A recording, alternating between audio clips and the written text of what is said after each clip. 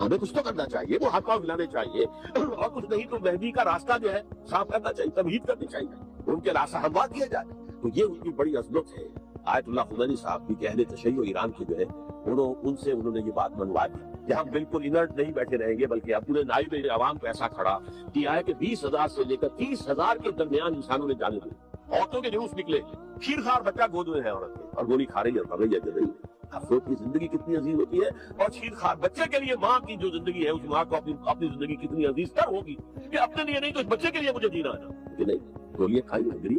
یہ جذبہ انہی میں ہے۔ واقعہ یہ ہے کہ اہل سنت کے اندر یہ جذبہ نہ ہونے کے برابر پورے عالم اسلام میں صرف شیعہ ایران ایسا نکلا ہے کہ جس نے بادشاہ کا خاتمہ، باقی سعودی عرب میں بادشاہ بیٹھی ہوئی ہے، ٹکر بیٹھی، اربوں ڈالر کا ایک ایک محل بنتا ہے ان بادشاہوں کا، اور سن انہوں نے عوام کو ایسا کھڑا کیا ہے کہ 20,000 سے لے کر 30,000 کے درمیان انسانوں نے جانے دیے۔ عورتوں کے جلوس نکلے، شیرخوار بچہ گود میں ہے عورت کے، اور گولی کھا رہی ہے، مر رہی ہے، گر رہی ہے۔ افسوس کی زندگی کتنی عزیز ہوتی ہے، اور شیرخوار بچے کے لیے ماں کی جو زندگی ہے، اس ماں کو اپنی زندگی کتنی عزیز تر ہوگی کہ اپنے لیے نہیں تو اس بچے کے لیے مجھے جینا ہے کہ نہیں، گولیاں کھائی ہے، گری۔ یہ جذبہ انہی میں ہے۔ واقعہ یہ ہے کہ اہل سنت کے اندر یہ جذبہ نہ ہونے کے برابر۔ جہاں تک ایران کا تعلق ہے، اگرچہ اس وقت تک تو صورت یہ کہ ماننا پڑتا ہے کہ اگر کچھ ہمت جرأت کا مظاہرہ کیا ہے تو صرف اہل تشیع نے کیا۔ سنی مرے ہوئے ہیں، سنی بری طریقے سے سن ہو چکے۔ یہ گویا کہ ایک جس کو کہتے ہیں کہ حقیقت بینی، واقعیت پسندی، ایک آئیڈیالزم ہے اور ایک ریئلزم ہے کہ آپ فیکٹس آن دی گراؤنڈ کو غور کریں، سوچیں اس کے اوپر اور پھر کوئی فیصلہ کریں۔ اس اعتبار سے پھر حضرت امیر معاویہ نے بات مان لی اور بیعت لے لی لوگوں سے حضرت یزید کے لیے کہ یہ خلیفہ ہوں گے میرے بعد، اس کو ولی عہدی کہیں۔ اچھا، اس وقت 5 افراد ایسے تھے کہ جنہوں نے اس سے اختلاف کی۔ یہ بات بہت اہم ہے۔ میرا کتاب کیا ہے، سانحہ کربلا، اس کے کچھ نسخے آج یہاں ہوں گے، آپ لوگ پڑھیے اسے غور سے اور پھیلائیے تاکہ حقیقت سامنے آئے۔ 5 افراد کون تھے جو ہونے چاہیے؟ ابو بکر فوت ہو گئے، ان کے بیٹے عبد الرحمن ابن ابی بکر۔ عمر فوت ہو گئے، ان کے بیٹے عبداللہ ابن عمر۔ عباس فوت ہو گئے، ان کے بیٹے عبداللہ ابن عباس۔ زبیر فوت ہو گئے، ان کے بیٹے عبداللہ ابن زبیر۔ اور حضرت حسن سے جو ہے ان کا انتقال ہو چکا تھا، حضرت علی کے بیٹے حضرت حسین رضی اللہ تعالیٰ عنہ اجمعین۔ حضرت حسن کے بارے میں ایک فریق کا کہنا یہ ہے کہ انہیں زہر دے کر ہلاک کیا، اہل تشیع کا قول ہے، جبکہ اہل سنت کہتے ہیں کہ نہیں، وہ اپنی جو بھی طبی وہ موت تھی اس سے ان کی وفات۔ لیکن میں اس میں نہیں جانا چاہتا، اس لیے کہ یہ مائکرو ہسٹری جو ہے نا، وہ تو ایک ایک واقعے کے لیے ادھر کی روایات کیا، ادھر کی کیا ہیں، ان کے پاس کیا دلائل، یہ تو کسی ریسرچ اسکالر کا موضوع، میرا موضوع نہیں ہے۔ لیکن بہرحال یہ 5 حضرات ہیں جنہوں نے ولی عہدی کی بیعت نہیں کی، لیکن حضرت معاویہ اتنے حریب الطبع انسان تھے، انہوں نے جبر نہیں کیا، کوئی تشدد نہیں کیا۔ ٹھیک ہے، ولی عہدی کی بیعت نہیں کر رہے، کوئی بات نہیں، میری بیعت تو کی ہوئی ہے نا، ابھی تو میں زندہ ہوں، بات ختم ہو گئی، میری بیعت کو تو نہیں توڑا انہوں نے، فسق بیعت نہیں کی۔ اس اعتبار سے انہوں نے نہ کوئی تشدد کیا، نہ جبر کیا، نہ کوئی معاوضہ کیا۔ لیکن جب امیر معاویہ کا انتقال ہو گیا، اب ولی عہدی کی بجائے وہ اب خلافت کی بیعت کی، سب لوگوں نے بیعت کر لی۔ ان 5 میں سے ایک فوت ہو چکے تھے، حضرت عبد الرحمن ابن ابی بکر فوت ہو چکے رضی اللہ تعالیٰ۔ 4 تھے، ان چاروں میں ایک اختلاف ہوا۔ 2 کی رائے یہ تھی، عبداللہ ابن عمر، عبداللہ ابن عباس، کہ اگرچہ یہ کام غلط ہوا ہے، اسلام کی روح کے منافی ہوا ہے، یہ بادشاہت کی بنیاد پڑ رہی ہے، لیکن یہ بات ایسی نہیں ہے کہ اس کی بنا پر ہم خانہ جنگی شروع کروا دیں، امت کے اندر خون خرابہ کروائیں، فساد کروائیں، لہذا انہوں نے بیعت کر لی۔ اب کوئی اگر یہ کہے معاذ اللہ کہ وہ بک گئے تھے یزید کے ہاتھوں، معاذ اللہ ثم معاذ اللہ، وہی بات آپ اختلاف کر سکتے ہیں کہ انہیں نہیں کرنی چاہیے تھی، یہ کوئی رائے رکھے، مجھے اختلاف ہے، لیکن ان کی نیت پر حملہ کریں گے تو حملہ محمد رسول اللہ پر ہوگا صلی اللہ علیہ وسلم۔ عبداللہ ابن عمر کون ہے؟ اتنی حدیثیں ان سے جو ہے وہ منقول ہے۔ عبداللہ ابن عباس کون ہے؟ جنہیں حضور نے جو ہے جن کے لیے دعا کی تھی، اے اللہ فقہ فی الدین وعلمہ التاویل، اے اللہ اس نوجوان کو دین کا فہم عطا کر اور قرآن کی تعویل اور تفسیر کا علم عطا کر۔ حبر الامہ کہلاتے ہیں۔ وہ کہیں پیسوں اور ٹکروں کے عوض جانے والے نہیں تھے، انہوں نے امت کی مصلحت دیکھی، نیت جو ہے اس پر حملہ نہ کیجیے۔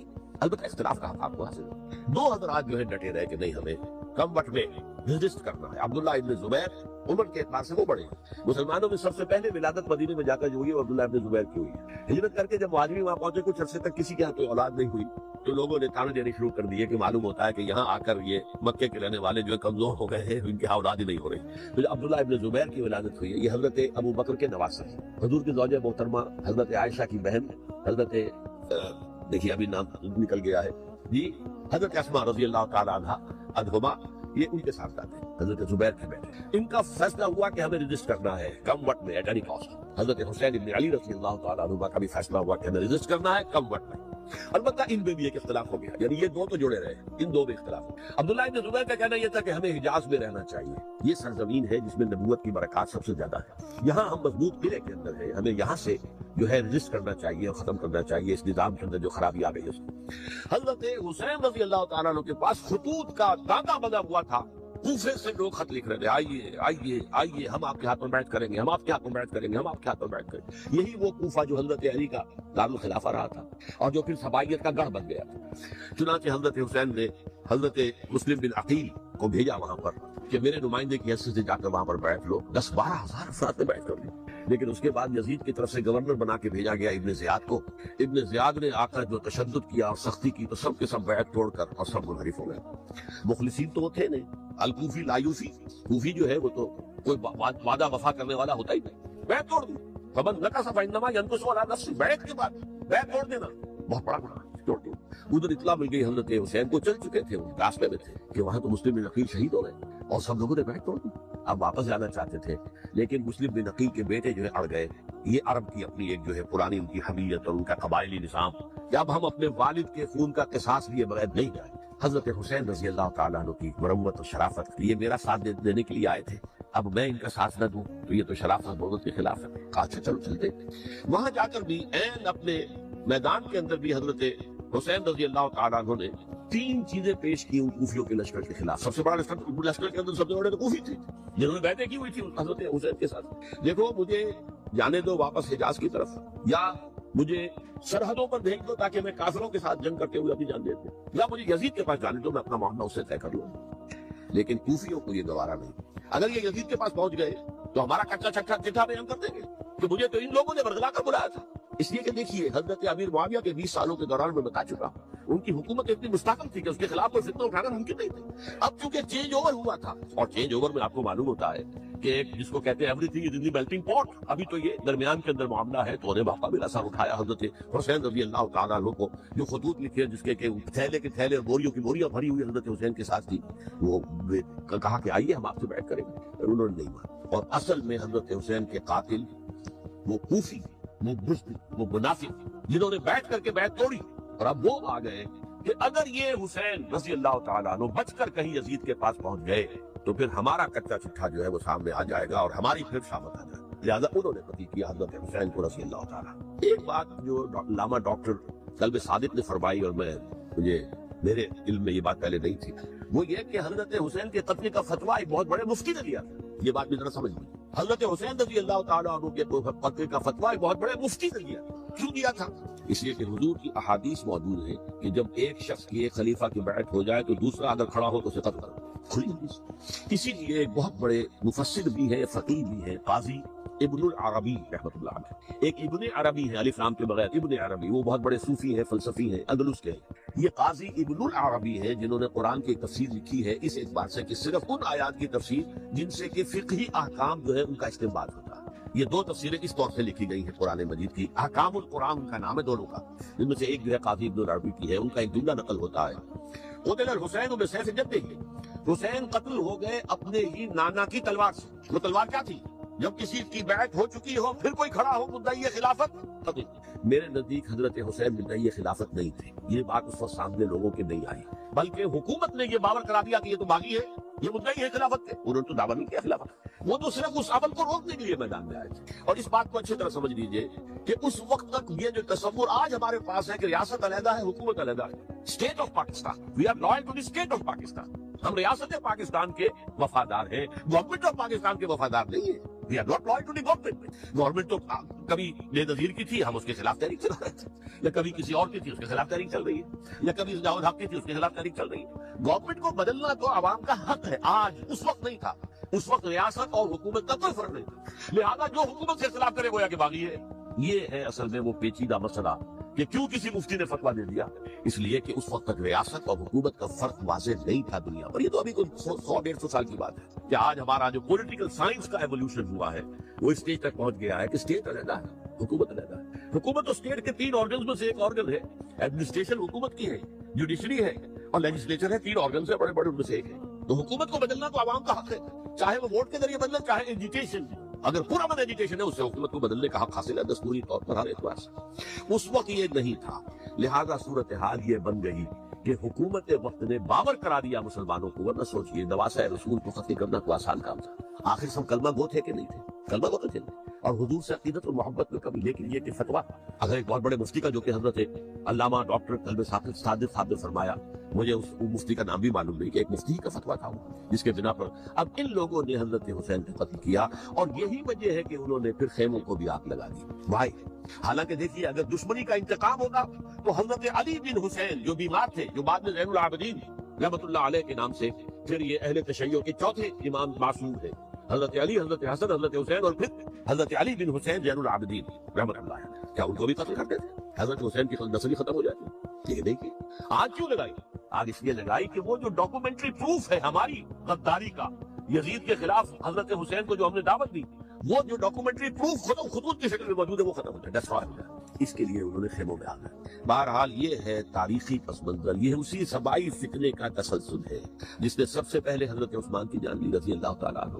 5 سال تک مسلمانوں میں خانہ جنگی رکھی، حضرت علی کو پھر شہید کیا، اور اس کے بعد جو ہے 20 سال حضرت امیر معاویہ کے تو سر نہیں اٹھا سکے. لیکن پھر جب ایک چینج اوور ہو رہا تھا تو اس وقت انہوں نے موقع غنیمت سمجھا کہ اب کھڑے ہو جاؤ اور اب دوبارہ ایک فتنہ جو ہے اس کو امت کے اندر پیدا کر دو. اچھا، اس معاملے میں ایک بات جو میں نے وہاں کہی کہ ہمارے ہاں شاعرانہ جو مبالغہ آمیزی ہے، یہ میری گفتگو کا حصہ انہوں نے حذف کر دیا ہے. اور میں نے ایک سنی شاعر بہت بڑے عالم جن کے حوالے سے آج بھی میری تقریر ہوگی خالد مدینہ ہال میں، مولانا محمد علی جوہر کے ایک شعر کے حوالے سے کہا کہ قتل حسین اصل میں مرگ یزید ہے، اسلام زندہ ہوتا ہے ہر کربلا کے بعد. ایک بالکل محبت شعر ہے. اسلام مرا ہی نہیں تھا، زندہ ہونے کا کیا سوال؟ اور اگر کسی درجے میں مزمحل یا زخمی ہوا تھا تو وہ تو رہا، کربلا کے بعد بھی رہا. یزید کی حکومت بھی رہی، بنو امیہ کی حکومت بھی چلی، وہ تبدیلی تو نہیں آئی. یہ کیا کہہ رہے ہیں؟ اسلام زندہ ہوتا ہے کربلا کے بعد. میں نے کہا اسلام مرا نہیں تھا. جیسے میں نے یہ کہا کہ ملوکیت جو ہے وہ اب شروع نہیں ہوئی، ملوکیت تو 20 برس پہلے شروع ہو چکی تھی حضرت امیر معاویہ کے. لیکن ظاہر بات ہے کہ حضرت حسن نے، حضرت حسین نے اس کو قبول کیا، اور حضرت حسین نے تو پھر 10 سال تک ولی عہدی جو تھی چاہے بیعت نہیں کی لیکن اس کے خلاف میدان میں آ کر چیلنج تو نہیں کیا.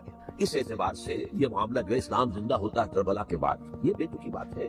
ہاں، حضرت شاہ اسماعیل شہید رحمت اللہ علیہ کی اگر میں تشبیہ کو، تمثیل کو سامنے رکھوں تو اسلام کی عمارت 6 منزل آیا، 6ٹھی منزل ٹاپ کی وہ گر گئی، 5 منزلیں انٹیکٹ تھی. اسلام مرا نہیں تھا. عدالت میں شریعت کے مطابق فیصلے ہو رہے تھے، قاضی تھے، مفتی تھے، شریعت نافذ تھی. اسلام نہ مرا، جبکہ خود کہہ رہے ہیں علامہ قلب صادق کے ایک مفتی کے فتوے سے حضرت حسین کو قتل کیا گیا. اب وہ مفتی کی رائے، اس کی بدنیتی ہو، جو بھی ہو وہ جانے، اللہ جانے. لیکن عام مسلمان کیا کریں؟ اس پہلو سے اسلام مرا نہیں تھا. ہاں، ایک منزل گر گئی تھی، وہ گری نہیں، 1000 برس تک گری نہیں، یہاں تک کہ آ کر مغربی امپیریلزم نے اس کے گرایا، ملوکیت کا معاملہ ختم کیا، اور وہ جبریت ملوکیت دوسری آ گئی. ورنہ وہی بادشاہی چلی ہے. بلکہ دور بنو امیہ میں وہ بادشاہی پوری طرح اس نے باروں پر نہیں نکالے تھے، اصل باروں پر تو اس نے نکالے ہیں دور بنو عباس میں آ کر. اور پھر سلاطین جو ہے ترک، وہ خلفائے ترک خلفاء ہے، کبھی بادشاہت تھی اور کیا تھا، وہ خلافت تو نہیں تھی. تو یہ جو اسلام میں جو بھی نقص واقع ہو گیا تھا، کبھی واقع ہو گئی تھی، وہ جو کی تو برقرار ہے. اس کو بھی تسلیم کیا. میں اللہ کا شکر ادا کر کے کہتا ہوں کہ دونوں حضرات، دونوں شیعہ دانشور اور بڑی اعلیٰ سطح کے جو شیعہ عالم تھے، انہوں نے اس بات کو تسلیم کیا اور میری اس بات کو چیلنج نہیں کی. اصل میں تیسری بات میں نے یہ کہی کہ دیکھیے حضرت حسین رضی اللہ تعالی عنہ کی اس شہادت کے بعد، اس کے بعد واقعہ حرہ بھی ہوا ہے، جو واقعہ کربلا سے بھی بعض اعتبارات سے زیادہ بھیانک اور زیادہ گھناؤنا واقعہ بنو امیہ کی تاریخ ہے، جس کو لوگ جانتے ہی نہیں. مدینہ کے کچھ لوگوں نے بغاوت کی اور انہوں نے اس کے خلاف فوج بھیجی، اور فوج کو جو مدینہ فتح کر لیا 3 دن کے لیے حلال کر دیا، جو چاہو کرو، یا جسے چاہو مارو، جسے چاہو لوٹو. ایسی جنگ ہونی ہے الملحمۃ العظمیٰ، جس کو کہ میں بھی آپ کے گواہی پیش کر دوں گا، جسے کہا گیا کہ لاسٹ کروسیڈ. بش نے بھی کروسیڈ کا لفظ بول دیا تھا، پھر واپس لیا اس نے. نکل جاتی ہے جس کے منہ سے سچی بات مستی میں، فقیہ مصلحت بھی سے اور ہندے بادہ خار اچھا. کروسیڈ کہہ کر پھر واپس لیا. یہ کروسیڈ، اس کے اوپر جس قدر نقصان ہونا ہے عربوں کا، گریٹر اسرائیل بنے گا، عراق، شام، اردن، سعودی عرب کا کچھ شمالی علاقہ، ترکی کا جنوبی علاقہ، مصر کا صحرائے سینا، اور اس کے ساتھ ہی جو بہترین اس کا زرخیز ترین علاقہ ڈیلٹا آف نائل، یہ سب یہودیوں کے قبضے میں جائے گا. اس کو حدیث میں کہا گیا الملحمۃ العظمیٰ. عیسائی 80 علم لے کر ہے مسلمانوں کے اوپر حملہ آور ہوں گے، اور ہر علم کے نیچے 12,000 فوج ہوں، 9.5 لاکھ فوج. یہ نیٹو کی تیاری کس کے لیے ہو رہی ہے؟ جب USSR کا خاتمہ ہوا تو پوچھا گیا تھا نیٹو چیف سے، اب کس لیے؟ تمہارا وہ دشمن تو ختم ہو گیا، اب ہمیں اسلامک فنڈامنٹلزم سے نمٹنا ہے. وہ جانتے ہیں خطرہ یہی ہے، اب اسلام ابھر سکتا ہے، مسلمانوں کے سینوں کے اندر وہ آگ ہے. اوپر خاک اس طرح آ گیا ہے تمہیں اٹھانا بیٹھنا یہ اندر سے انگارا ہے اوپر سے راکھ ہے، اس سے دھوکہ نہ کھا جانا ان کے دلوں کے اندر۔